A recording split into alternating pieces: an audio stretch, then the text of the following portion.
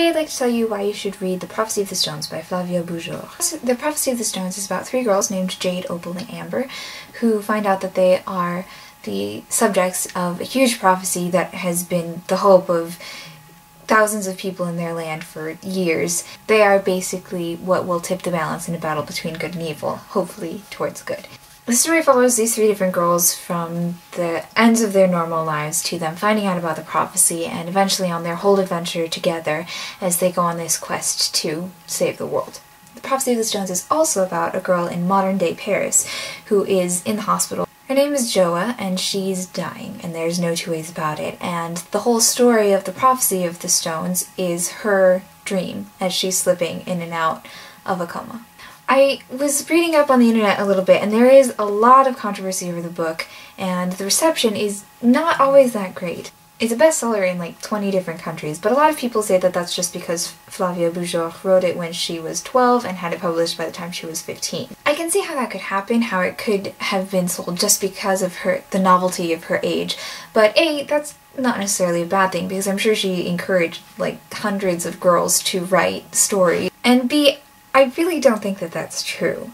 A lot of people comment on the lack of character development or the lack of complexity in the book, and I tend to disagree with that. There is some character development. Is it simple character development? Yes. Are the characters very complex in any way? Not necessarily, and the plot really isn't either. But the thing about this book is that it's a genuine fairy tale, and that's something that I haven't really encountered in a long time. It honestly reminds me of something that the Grimm's brothers would have written, except less creepy. With any fairy tale or bedtime story, it can really only get so complicated. But in the end, what it's about is the morals that you learn and the lessons that are supposed to be taught along the way, and that definitely shines through in Prophecy of the Stones. And I, for one, found myself very attached to many of the characters. Another thing that I really objected to in the story is that it is very simply written. I think that probably has a lot to do with the age of the author, but it might also have to do with the fact that it was translated.